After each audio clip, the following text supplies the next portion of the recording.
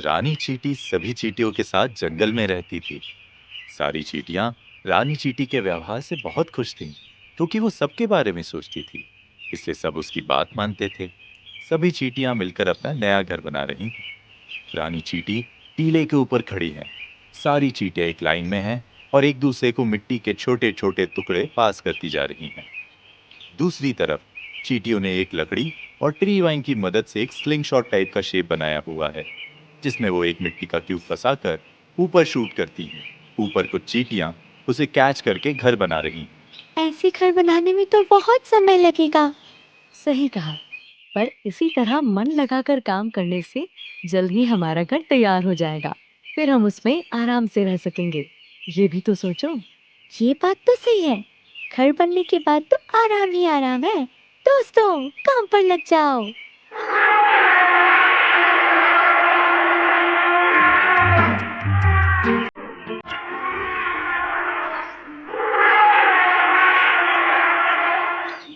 सबको डराया, बड़ा मजा आया। ये है अप्पू हाथी। ये भी इसी जंगल में रहता है, जो बहुत शैतान था और सभी जानवर उसकी शैतानी से परेशान थे। हम देखते हैं एक बंदर पेड़ में बैठा हुआ है। हाथी पेड़ के नीचे से गुजर रहा है और अपनी सूंड से पेड़ की डाल को खींच के छोड़ देता है, जिससे बंदर एक दूसरी डाल से टकराकर नीचे आराम कर रहे एक भेड़िए पर गिरता है। अप्पू उन दोनों पर हंसता है। अप्पू, तुम्हें दिखाई नहीं दे रहा? हम यहाँ खेल रहे थे। अप्पू की शैतानियाँ रोज रोज बढ़ती ही जा रही हैं। इसने मुझे भी पेड़ से गिरा दिया। हाँ तो क्या कर लोगे? ये मेरा जंगल है, मैं जो चाहूँ वो करूँगा। ये जंगल जितना तुम्हारा है उतना हमारा भी है अप्पू, याद रखना। लेकिन अप्पू अपने घमंड में चूर था और उसने किसी की बात नहीं सुनी और नहाकर वहां से चला गया। इधर चींटियों का घर बन चुका था और वो अब अपने लिए खाना इकट्ठा कर रही थी।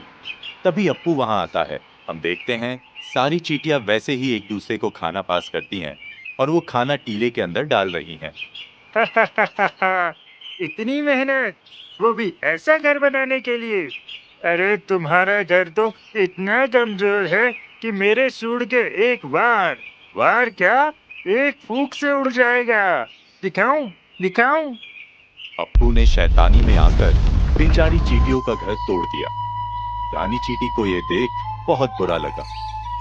हम देखते हैं कि सारी चींटी दुखी हो जाती हैं और जैसे ही उनका घर टूटने लगता है, सब फिसल के नीचे गिरने लगती हैं। रुको अप्पू, ऐसा मत करो। इस घर को बनाने में हम सबने बहुत मेहनत की है। ये हमारा एकमात्र ठिकाना है। इसे तोड़ के तुम ठीक नहीं कर रहे हो। छोटी सी चींटी, अब मुझे सिखाओगी? ये मेरा जंगल है, यहाँ मैं जो चाहूंगा वो करूंगा। अप्पू, तुम बहुत घमंडी हो।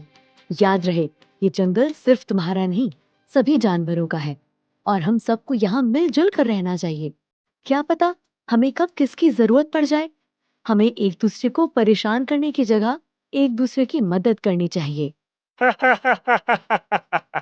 अपना साइज देखा है और मेरा साइज देखो। आखिर तुम मेरी क्या मदद आओगी? चलो जाओ यहाँ से। बड़े आए मेरी मदद करने वाले। अप्पू हाथी वहां से चला गया और फिर एक दिन जंगल में एक शिकारी आया और उसकी नजर अप्पू पर गई। हम देखते हैं अप्पू मदमस्त होकर चला जा रहा है। रास्ते में एक पेड़ से वो खुजली करता है, जिससे पेड़ हिलता है और पेड़ में बना चिड़ियों का घोंसला नीचे गिर जाता है। अप्पू उन्हें देखकर हंसता है। वाह, ये हाथी तो बहुत बड़ा और मजबूत है। इसे बेचकर तो मैं बहुत पैसे कमा सकता हूँ। इसको तो मैं पकड़ के रहूंगा। हो गया काम।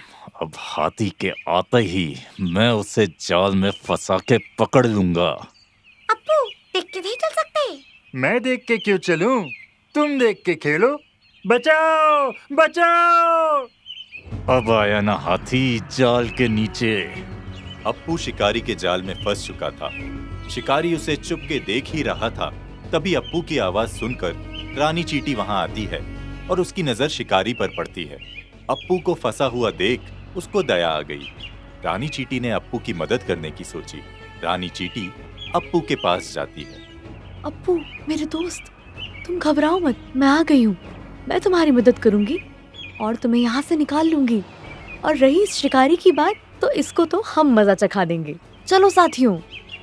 अरे बचाओ, कोई बचाओ इन चींटियों से, बचाओ। ये तो मुझ शिकारी का ही शिकार कर रही हैं, बचाओ।